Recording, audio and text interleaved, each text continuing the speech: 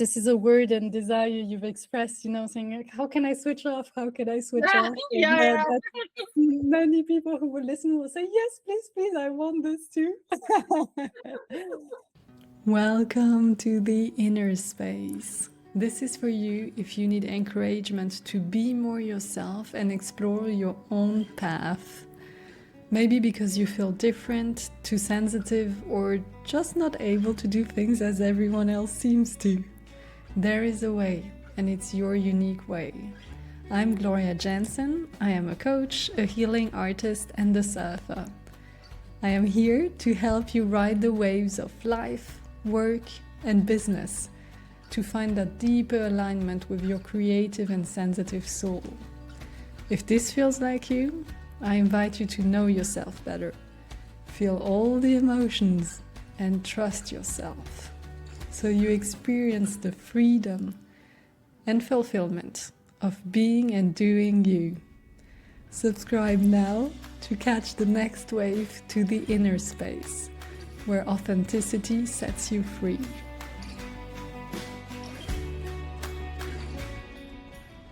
Welcome into this new coaching episode where I support Cecile, who came in asking, how do I switch off my brain?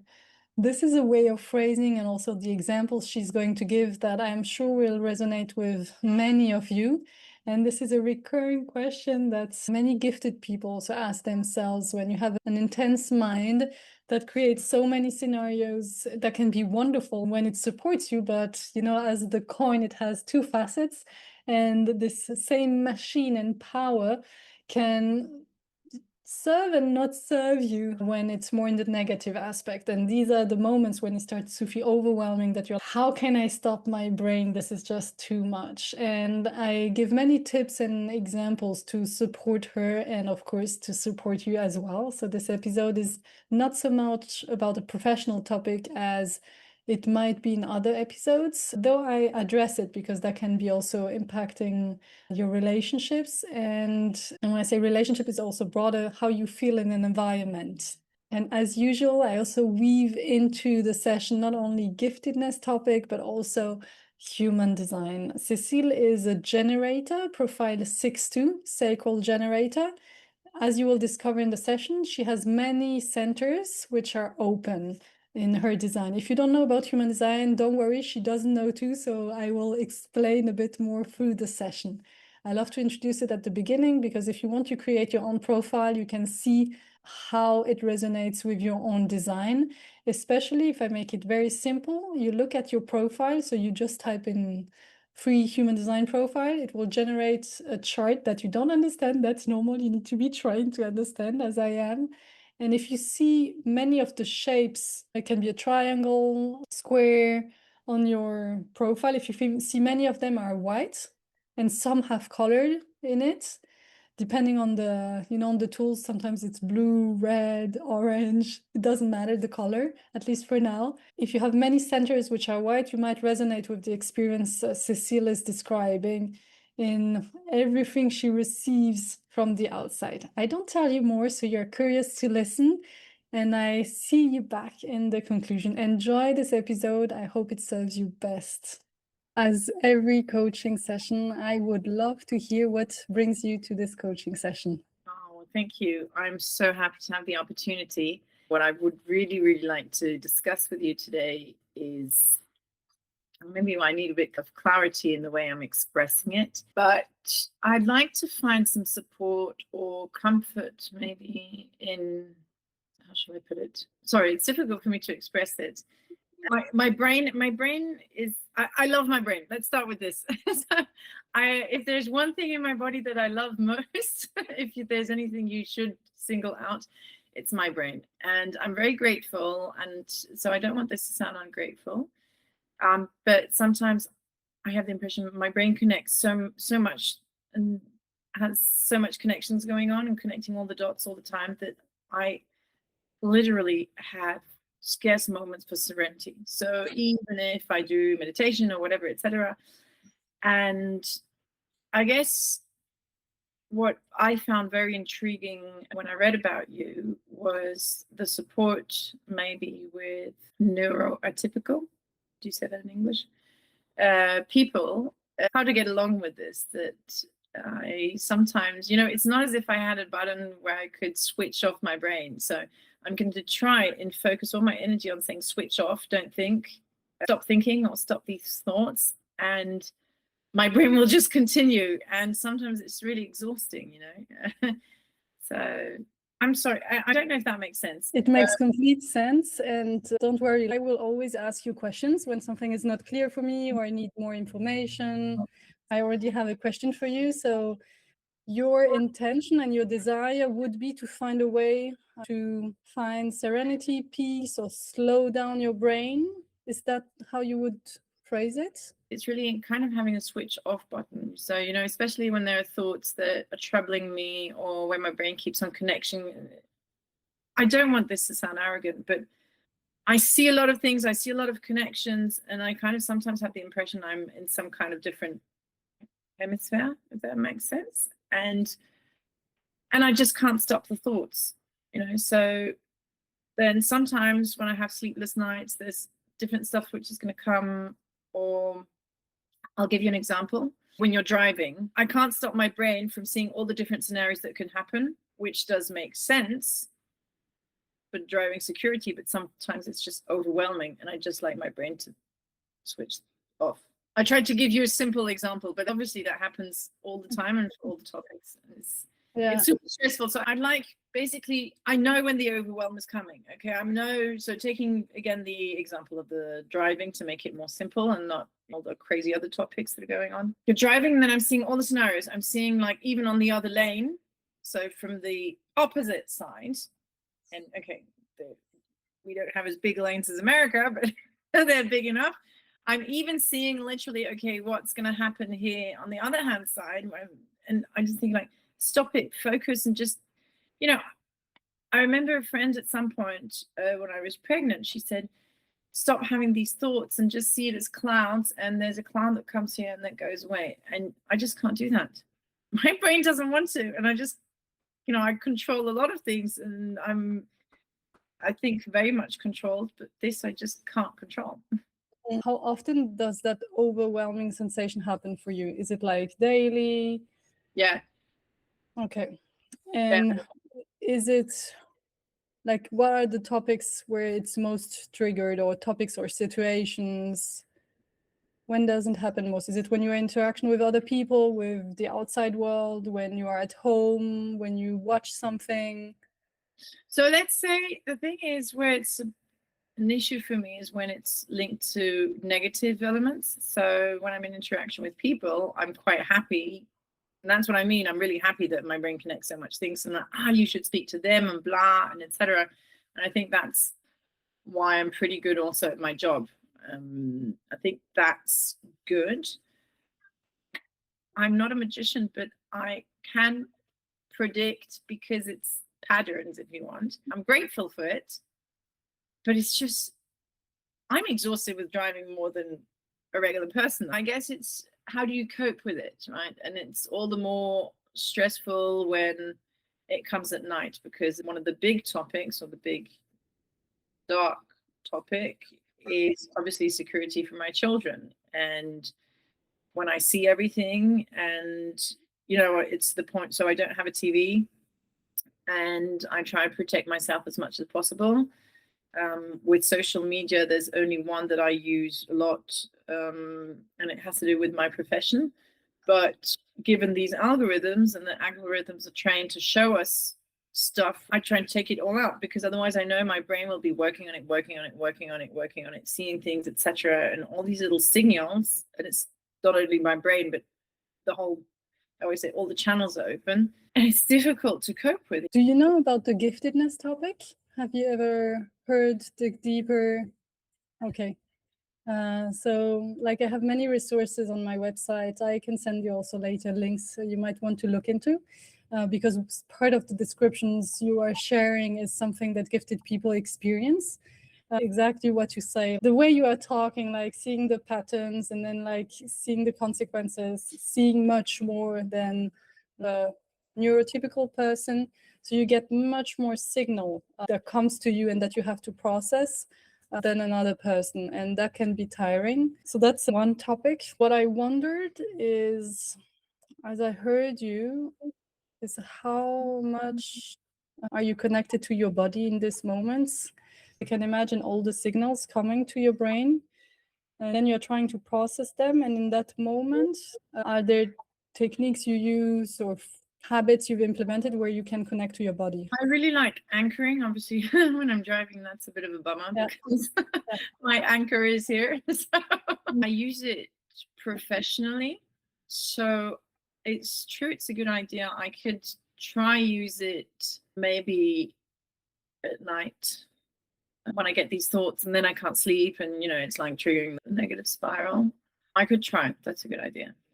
To give you a specific example, and like I've worked with many gifted people, and the thing for which people come to me a lot, consciously or unconsciously, is being more connected to their body. Because when you have a very smart brain, very intense, that figures out things quickly, that sees a lot, that has, there is this excitement, as you said, of, oh, you can do this, you can do that, making the connections, and things go fast, it's stimulating, it's challenging, it's interesting. I love that. And then I love that.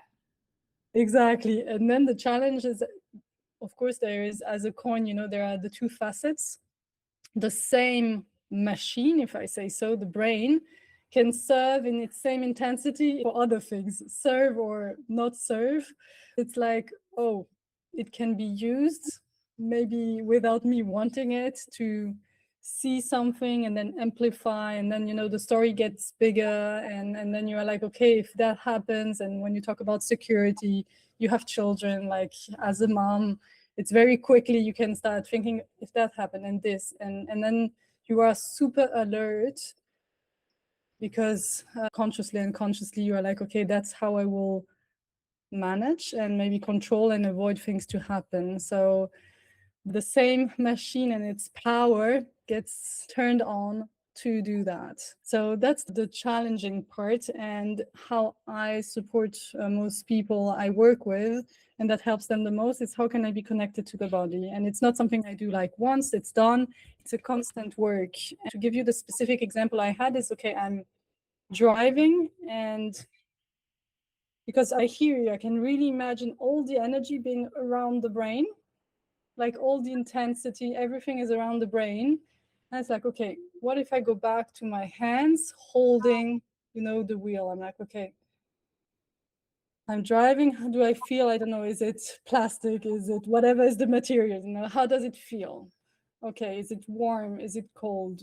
How are my legs? Now I'm visualizing, as I share you, how am I sitting? Something I do constantly is I'm constantly checking, how is my posture? Are my shoulders relaxed? How is my mouth? Where is my tongue? And it's something not like, oh, I have to. It's just when I can, sometimes I'm like, and as I am talking, it's like, am I breathing? Just very small checks. And I know sometimes for gifted people, it's like, oh, this is boring, but this is the kind of stuff that helps you to go back to your body. And I always like to say, start with every contact point. So that's why I said with your hands as you are driving, how you are sitting, like my legs, my butt, my back, so that you can bring yourself back a bit more in the present, instead of all the scenarios. It's true with breathing. I know about it. I even teach it. So this is a good one. I'll give you another example.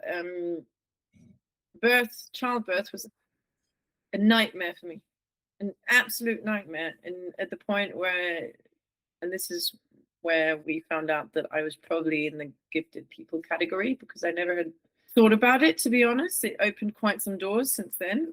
So it's been like 6-7 years where we started opening these doors, not too much, because I don't want to be overwhelmed. But we realized it because the first childbirth I lived so intensely in a very negative, really traumatic manner. And so the third one, we did a C-section, because this is going exactly in that direction. I was like, I just can't do this. I would have liked to have this. all these people who do it naturally, go with the flow, don't think about it. I just can't. It's like, it's not possible. Can you tell me more about this example? Because that's a very interesting example, because giving birth, it's such a physical act. Yeah. Everyone was saying, you're going to see, it's going to be okay, it's natural and blah, blah, nothing. So what happened with the first one is, it was very stressful as well, because the first one, she's inherited that part of me, I guess, because she really wanted to come out, and she came out a month earlier. I didn't want to do any of these child courses and whatever. I guess I didn't have any patience for it. I didn't want to hear the other questions. I didn't want to let myself stress from other parents asking their questions. I remember everything. That's why we started looking into gifted people, the way you call it, because I have very precise memories of everything that happened. So they first let the child the opportunity to come. So then came the contractions. And then literally the people would just not believe me. And I told them, I'm really in pain. I need more stuff. I want this now. And they just wouldn't believe me. And I found that really difficult. That's also a thing which I struggle with, is a lot of the time people don't believe me. And I'm like, I swear I can tell you, I'm not inventing this. Or having difficulties also with, I'm guessing, it's stuff you see every day. But for me, it's kind of the first time I'm even speaking about it, because there's not many people you can speak about this. And they just didn't believe me, and they didn't give me anything. They just gave me like a stupid paracetamol. And I was like, I know myself. And I'm hypersensitive to, how do you call it? The pain? Yeah, to pain. I'm hypersensitive to pain. And this has been, I've only understood why since after the birth. I spoke with this midwife who's also happens to be gifted and spotted it and opened some doors for me. But I just can't do anything about it. I just feel things more than, let's say, regular people, and it's not something I can do anything about it. So pain is for me true pain, and that's just the way it is. And they just didn't want to believe me in the hospital. They wouldn't help. They didn't want to give me any painkillers or anything. And then they came with gas to make you laugh. Yeah. They're like, this is going to help. And I told them, it's not going to help. I know it, but they forced it on me. And I hyperventilated, and that's only when they started believing me. So, because they were afraid of losing me and then the child. And I told them, and I said, I know how my body, I listened a lot to my body, and my body tells me a lot of things. And I know I've done my experiences in the past where I know the limits, and I knew this was not going to go well. I just knew it. And I knew there was no way of regulating. I just knew it. So, and that happened inevitably. And then they transferred me to the birth room, or however you would call it. And there started the rest of the nightmare. They were like, pushing. I was like, of course I'm pushing. And they tried everything. And then the doctor came, and he really pushed with his elbow in my stomach. They finally gave me something, but I found out later on it wasn't an anesthetist who put it in my spine. It hadn't been done really. So I had the whole package, the whole caboodle. And of course I had to be sewn afterwards. Everything was a pain. And they only realized, and I heard them, I'm not stupid. And this is the thing, I was so present. I could hear them even saying, oh, wow, if you're feeling us sew you, then the thing didn't work. And you're like, well, yeah, I told you. But no one wanted to believe me. It was a trauma. This is why I spoke with the midwife for my second child, who is a gifted person and knows about this, and whom we spoke about. And we had a plan for child number 2. So it went, I'll say, less worse, even if this isn't English, but this was still not optimal. And that's why for the last one, I said, you know what? I'm going to go through a C-section. I don't care. And to be honest, I'm grateful that nothing bad happened, and I was very lucky that there was no complications, but it was a walk in the park. I adored it. Of course, afterwards, I was in terrible pain. So given that I feel pain more than others, it was terrible pain. But I enjoyed the birth. I could enjoy my child when the third one came. But this is something my body just remembers this. It might sound completely crazy, but absolutely not. Like, body and mind work together. That's always what I always say in my sessions. And And the body remembers. Oh, yes, that's for sure. Sorry, that was a big opening of a big chapter. I'm so sorry for what you went through. That's a topic that since I gave birth myself, prepared for birth, listened to many birth stories, I went through my own birth for my son, like my own birth, me, myself as a child also is a story in itself. So I am very sensitive to that topic in the sense of like, it drives me crazy, all these stories of so many women, who say, who know, who are in the body, who are connected to the child, but exactly as with your story, either they don't believe, I know, like my big belief is the woman is the one who knows the best because she's in her body and she's connected to the baby. So that's a big belief I have, and exactly your story, as all the different stories I've heard, drive me crazy. So such a disempowerment and giving much more power to expertise from the doctor, and yes, they've learned, and yes, they have knowledge, and yes, this is useful, but being so disconnected from your own connection to your body and moving actually only with your outsider understanding. So I'm fully with you in that. And my question is, have you ever worked on an energetical level, like healing level, with that story, with what you went through? So I'm not quite sure what you mean with energetical level. Yeah, so through this experience and the trauma that has been created 2 times, and I would say even the third time, but afterwards and very differently, but it was more accepted for you and easy to integrate because it was your decision. It was like, I did it, I know why, and the experience was different, and I'm happy I did it. So you could handle the pain in a different way. But the two first one has really left the trauma in your body. And when I say on an energetical level, is your body, around your body, you have also your aura. I say, maybe I don't know how much you believe it or not, but when I'm connected with people, you have to imagine I feel what's going on in their body.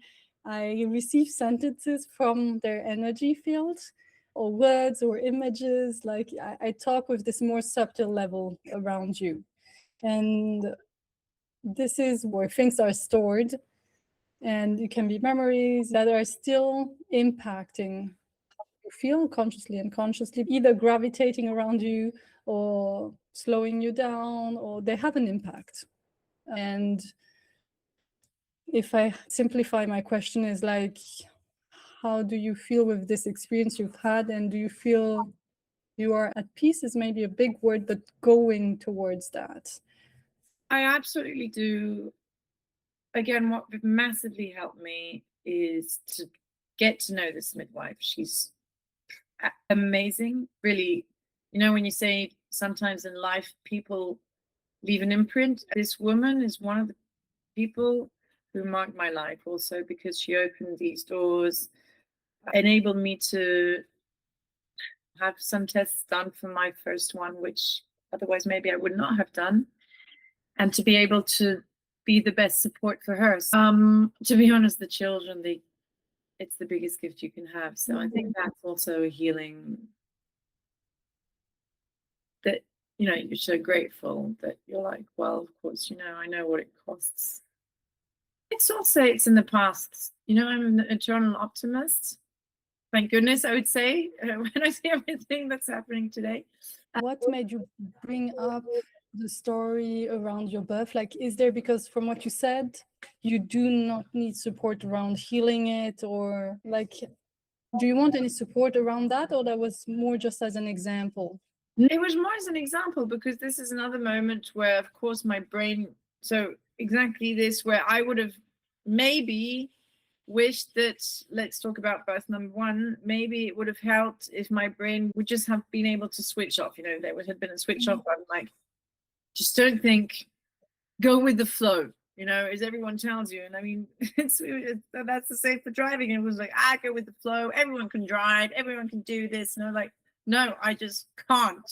Like these things that are normal for normal people. I don't know. I don't have the impression I'm overthinking it.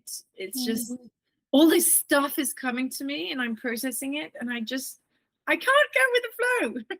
I will come back to what you just said, and I also wanted to add, because I've created your human design chart based on your birth information, and I show it to you before. You have in human design, it's a bit like chakras, if you know about it. You have different centers, and each center is a center of energy, and it has two options. Either it's mostly receiving, either it's emitting. If I make it very simple, you are producing the energy, and you are stable because you are the producer. So you have access.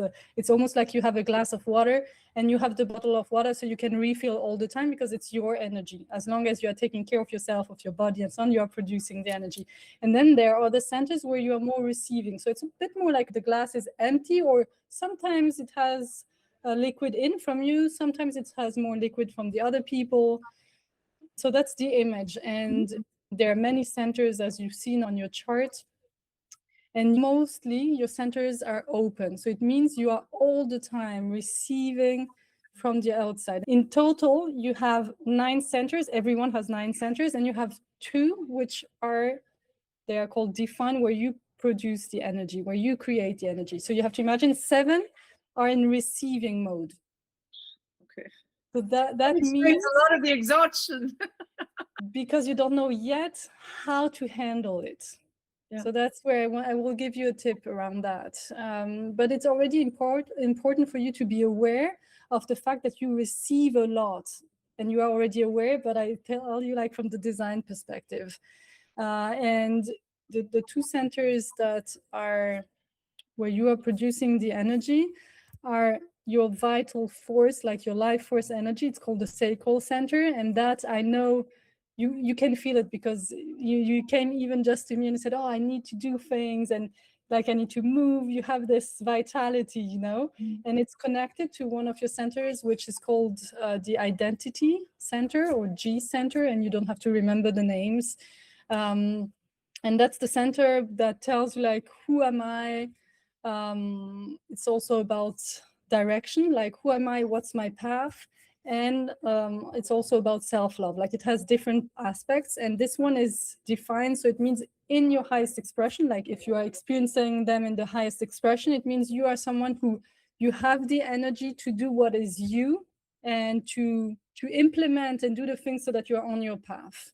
And I can feel it, I sense it. When you talk about work, I can really imagine all that energy serving you to guide you. And I feel that you are aligned on that level. And then, of course, you challenge me if it's not the case, but I feel that there is clarity there. Yeah. And then the other centers, which are open, it's not that it's better or bad, because you described it as well at the beginning of the call. It's where you receive more from the outside. So it means that serves you at work, because you are receiving all the, you are talking with someone, and then suddenly you have a perception, you feel how the person feels. Exactly. You have an intuition, like you receive the information from the other person, and you work with that to help other people. Yeah. And all of that works wonderfully at work, because you are using your way of operating, your design, to serve and have fun as well for you. So all of that is great. But then in the other moments where you are receiving without wanting to receive, that's where you're like, I don't want all of this. What do I do with that? And so that's to put words on the experience you might be having. First question I invite you to ask yourself often is, and that's for every center that is open or white on our design, is asking yourself, does it belong to me or to someone else? Like, does this belong to me? And to make it very specific, if you feel an emotion, you come into a room, or you can be buying the bread and suddenly you feel something, like, is that my emotion or is it someone else's? And that's the gift of all our centers that are open, is yes, we receive, but if we work consciously with what we receive, we can as fast release it. So it's like, okay, I receive it, passes through me. Like it can be like a tube or a channel. It's like, okay, it goes through me and I let it go. It goes through me and I let it go. It goes through me and I let it go. And with emotions, I love to, because I do a lot of work around emotions, I love to say that is, I enter the room, I feel this person is so angry. Is it mine? No. So I don't have to do anything with it. Like, it's not because I feel that I'm responsible to take care of the other person's emotion, especially because when you feel everything, you're like, oh, if I can help this person feel better, I will feel better, you know? So it's about, okay, I come back by this question, through this question of, does this belong to me? I am able to come back to my own center and let it go back to where it came from. And the more you practice this, the easier you will let things go through you, but leave you also as well. Also, like in terms of thinking, all the thoughts you might be having, like, is that me thinking that? Like, where does it come from? Especially, it's good you already have the practice of not, for example, watching TV or things that create anxiety. That's great. But if it would happen and you read something, now this is kind of polluting my mind. Is that my problem? Is that my thinking? Okay, can I let it go? It's not mine. You can have the image, on the computer, you have the different folders and you can put it into the bin, or in the folder others. Mm. And I like that. That's a nice image. yeah, and consciously put it back out of you and where it belongs, like kind of sending it back or releasing it. And that happens because you are aware, because you are present to what you're experiencing. So that's the thing I for sure wanted to add about your design. How does it feel when you hear that for you? It's relieving because it means that I'm not crazy. It means that I'm not alone. So just that's pretty much a relief. And it helps when words are put. So especially what you said with the two emitting, and it's true what you're saying. Well, it's how I feel it, but the seven receiving, that's exactly it. It makes sense also what you said with, does it belong to me? Sorting out your emotions. I think this is something I really need to be working on because it sounds very easy, but I've also been educated in, well, I'm very spiritual, and you will try to be there for others and support others as well.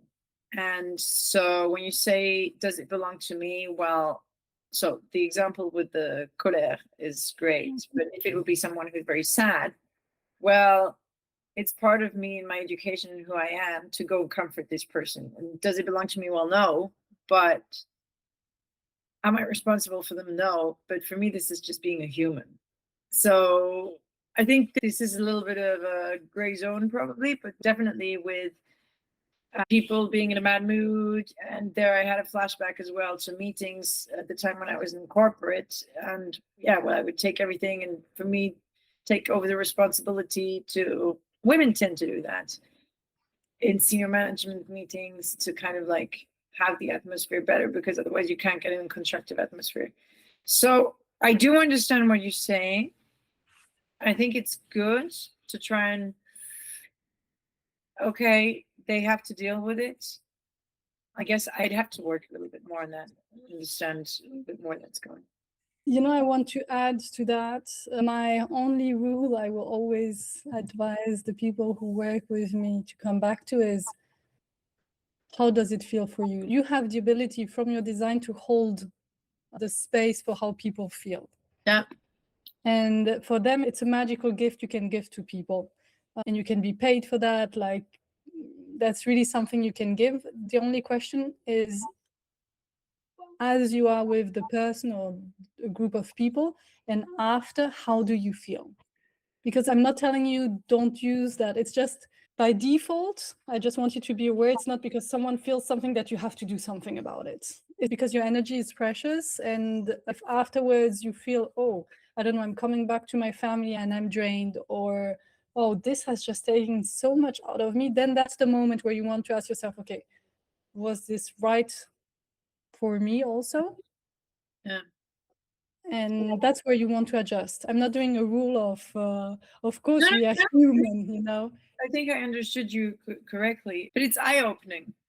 It's really eye-opening to understand, well, this is especially this 7 for 9 of receiving, I'm like, oh, okay, I get it now. It makes sense. Yeah, and exactly, I talked just about the emotional center, but there is a center also dedicated more to the fears. And it's exactly what you said when you shared, oh, I didn't want to do the birth preparation because I didn't want to be stressed by others. Yeah. There also, it's something you can learn with your conscious awareness, and the work you can do around that is, okay, this belongs to others. This is their fears, their stress, their pressure. It doesn't have to become mine. It's exactly the same. I could give you many examples for all the centers. It's exactly that. And this is interesting what you're saying, because I have the impression that being pregnant and having the children was kind of a survival mode, where it's like, now, I've done a lot, been very patient with some people and etc., and done a lot for others, but now it's kind of this survival, like my kids, my husband, of course, but this is the most important, and this is where there's going to be no compromise. And this is very interesting because I didn't understand that switch, but I guess that goes in that direction. So also, it's the moment where I started also in the corporate world to set my boundaries and say, no, I'm not doing this. I'm not doing this because there's more important stuff in my life. And that's very interesting, because it only happened then that I said, well, so exactly as you're saying, well, actually, that's their problem. And I know I tended to take problems of others and make them to mine. And it did help with the kids, just because I didn't have time and because I had something more important going on, and where I realized at some point. So I wouldn't say I systematically do it in the way where you just taught me to. Does it belong to me? But I did start, just because for survival, I did.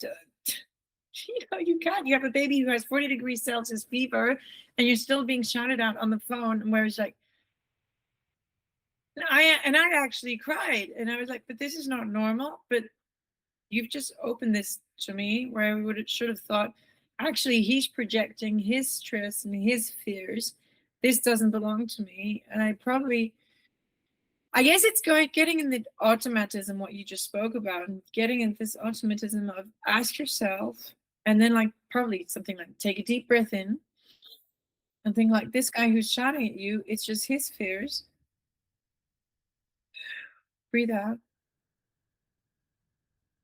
That's his pack. And I guess I'm not doing that yet automatically. I've done a lot of progress. I think it's thanks to the kids, because you just don't have time, right?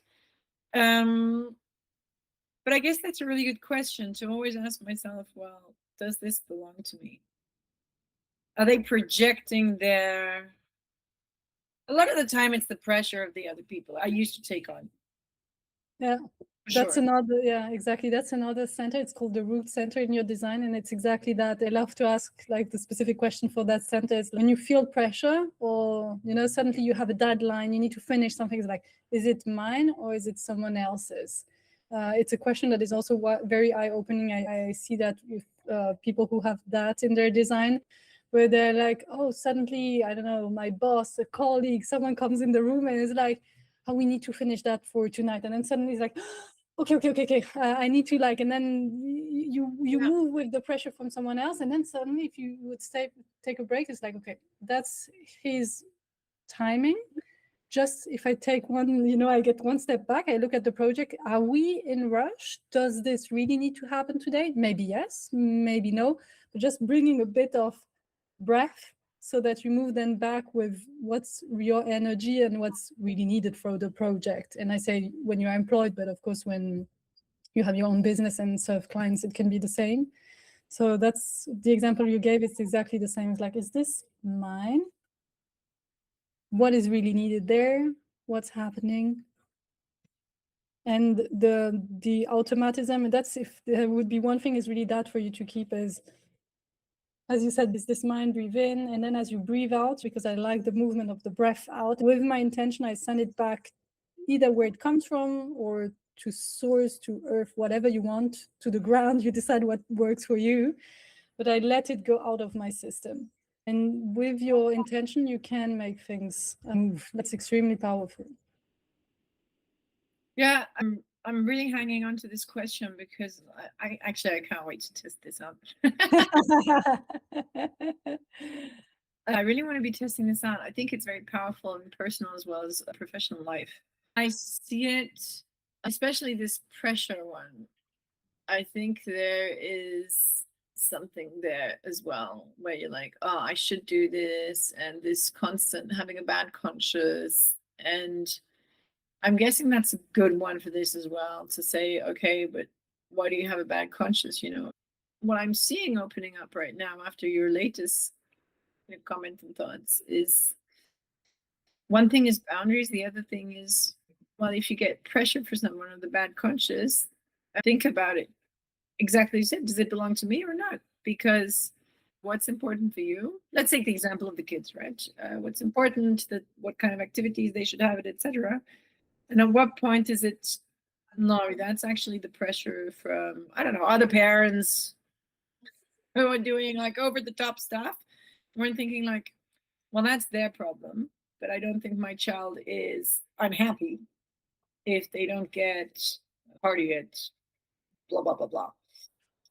I guess it's very liberating what you just said. Yeah, it's opening another perspective. It's a good example. There is one other exercise I wanted to give you, and then something else I want to share about switching off, because this is a word and desire you've expressed, saying like, how can I switch off? How can I switch off? Yeah. Many people who will listen will say, yes, please, I want this too. So I will work it through different levels.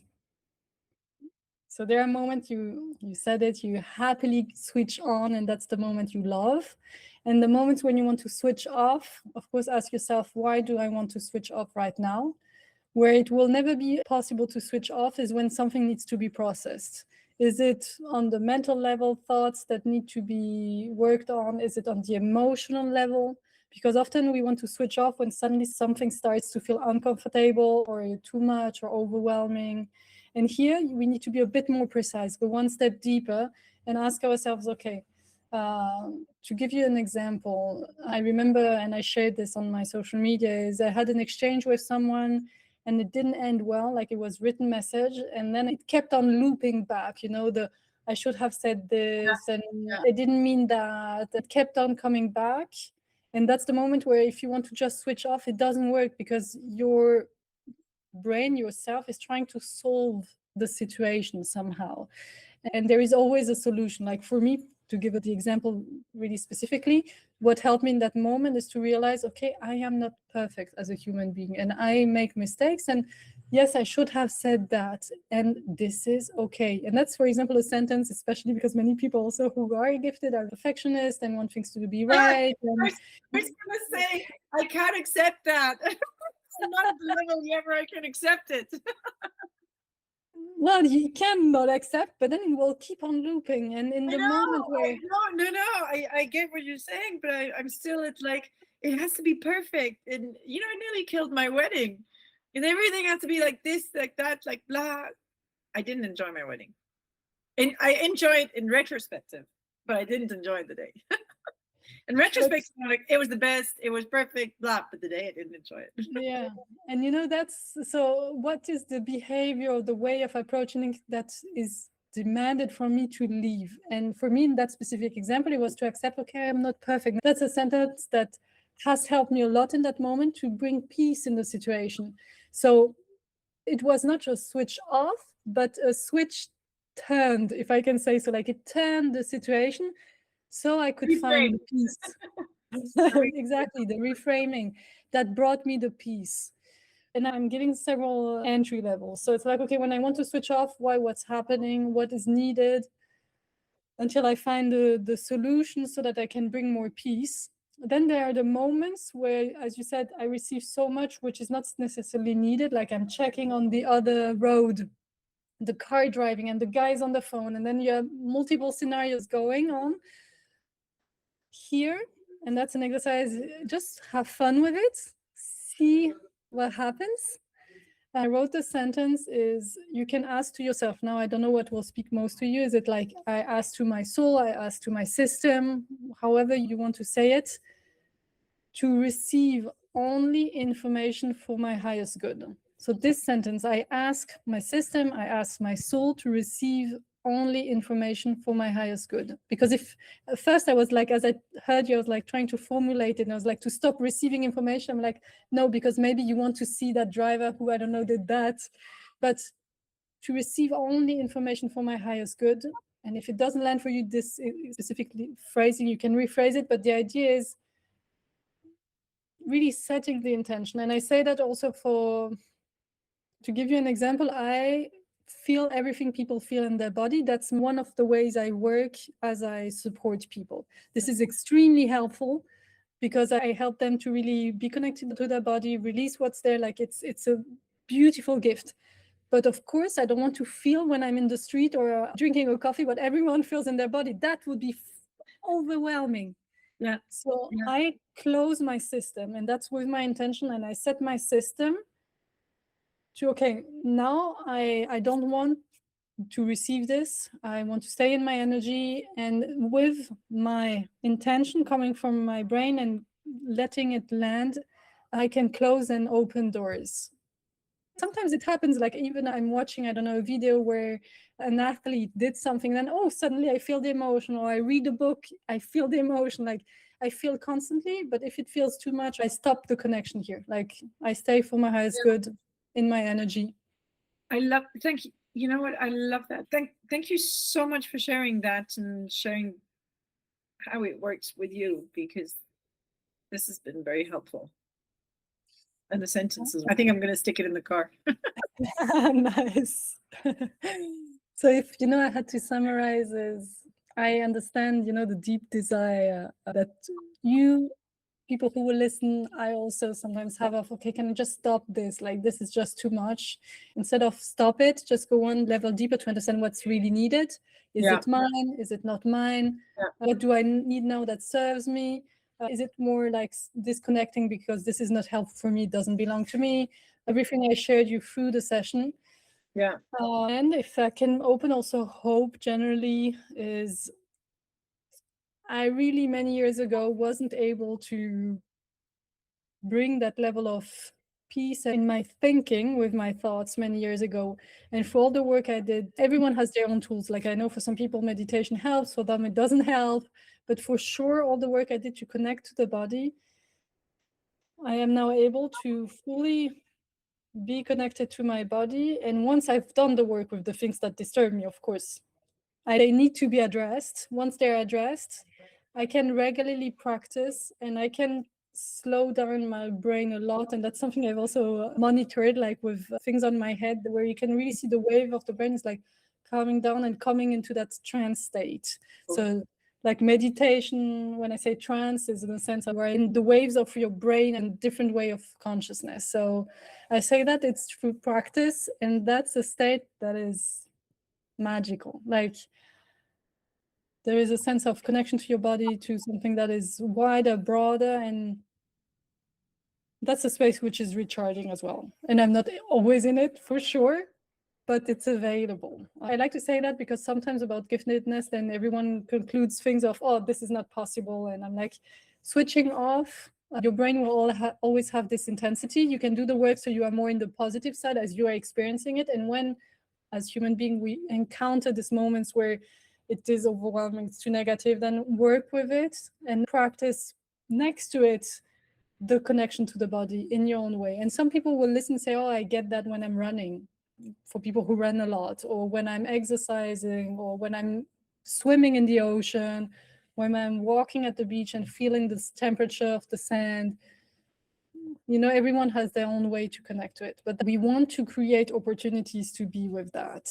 And I know you have a very active life, you have 3 children, like that's a lot. And it can be in simple moments, like I'm washing the dishes, can I hyper focus, using that power brain to sense the temperature of the water, the texture. Like as a child who just came on the earth, be curious again about these things, but from the sensation part, not just from the brain trying to figure out or thinking and imagining things, but I come back to having amazing curiosity for what I feel in the body.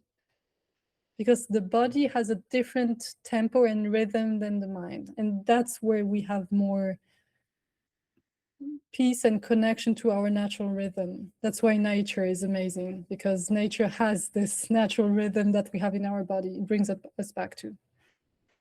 That's incredible. You've just put your finger on it, because I can have this peace, this just breathing, just hearing the sea or hearing there's nothing in the mountains. And I'm coming back to, this is where I resource myself. It has to do with the water. It has to do with the mountains because of the breathing. I wrote this down as number 4, you see, from all you've said, as a conclusion of today. I wrote peace and connection with that example of water, and I'm guessing everyone knows what they react maybe more to. And I think that's a good way for me personally to start, is literally trying to consciously feel the water when I wash my hands, or because, well, you know, with kids you have to do that 50 times a day. I'm taking this as a little takeaway on top of all what you said, because I think that's a brilliant addition. So thank you so much for that. You're very welcome. How do you feel right now from our discussion? I loved it. Honestly, it felt as if we were having a heart-to-heart conversation. Not true and physically, so true it was, but, well, physically, you know what I mean. But it was absolutely wonderful to feel also across the screen this connection. So everything you've spoken about, it was wonderful also to just give examples, and you straight away knew what I was speaking about. It's so relieving to understand, well, to know you feel understood and you're not alone and people believe you. I think this is, you know, people are like, yeah, but that makes sense because da da da da. And I think this is a very very special moment, and it was fun. It was really fun, and I had the impression we were connecting these dots, and we were exactly in this where I give my energy. I felt like, yeah, and this and this and this and this, you know, like kind of a sparring partner conversation. So that was absolutely amazing. And this creativity, this bubbly that came out. And as to how I feel, so I don't know if this makes sense. I feel serene and energized. I don't know if that makes sense and if both work together, but I was really looking forward to our conversation. And it's not only been confirming some things, it's been giving me tools. And I think this is what's made it so amazing. Keeping up the positive, the energy, reinforcing that. And for the other side, giving you tools to like, hey, it's okay, and you're not perfect, and take this, take that, and giving you little tools so you can effectively integrate in your routine, even if everyone has so much stuff to do, but things that are realistic. Thank you so much. Oh, I'm so happy. Thank you so much for your words. And I confirm, because as I told you, like, I feel how people feel, and I feel the element was added of yes, serenity, more peace, like your energy is more grounded, and there is more peace, more breath for you to continue the day, you know. Yeah, totally. That's exactly it. It's like energy and serenity. I don't dare say peace because I think both of them just don't always match together. Yeah,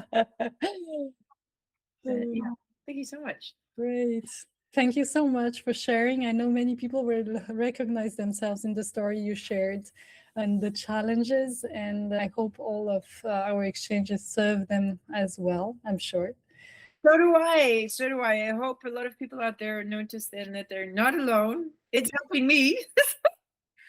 So I am hopeful that other people will also be relieved to know that there are maybe other people having these thoughts.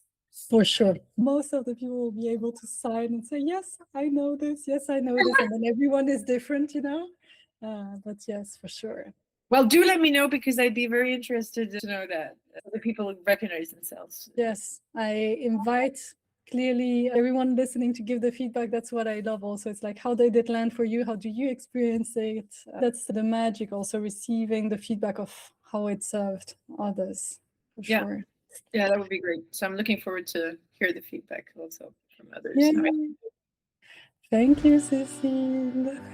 How was this coaching episode for you? How many times did you feel, oh, I know this so well, and I hope being happy for the tips I gave? Of course, hearing them is one thing, implementing them is what will serve you most.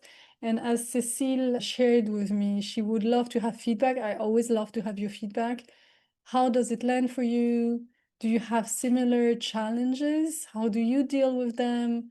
This is a space that is there to serve all of us best. So it's through your feedback you're sharing that I can share with her, with others, and we can support each other's in the challenges we might encounter, with this very sensible way of moving through the world and intensity of the brain. Around the topic of giftedness, I have many things I've created in French. I will also put the link, but if you speak English only, know that I have a blog, which is bilingual, where you can hear about people talking about their giftedness. As with this episode, I believe it's a very powerful way to hear someone else share about how they operate and not just me, sharing things. That's why I created the blog originally, because when you hear someone else describing with their own words, there is always a facet that is mirrored, and sometimes people find the exact words for what you were having a hard time to describe. And when you read them, you feel less alone. So it's a magical library of experiences that you can dive into. I will put the link in the show notes. And last but not least, I am organizing an online event where I will go deeper into this combination of your sensitivity, how to deal with it, and with your vitality, your energy. Because the topic we touched on is something many people come to me is, okay, I'm highly sensitive. How do I take care of my energy? What happens with my energy when it's lower, when it's higher? How can I support myself with the events of life, sometimes challenges, the relationship with others, so that I can stay in my own energy and my own vitality while feeling everything? So I invite you to be curious. Check in the show notes. As I am creating this episode, I am parallelly already working on that online event. If you're interested, look in the show notes, and I would love to have you join me. I wish you a beautiful day, night, or evening. Thank you for joining the inner space. Make sure to subscribe, leave a comment, or share it with someone who might need exactly this encouragement. And until next time, keep exploring your inner space, where authenticity sets you free.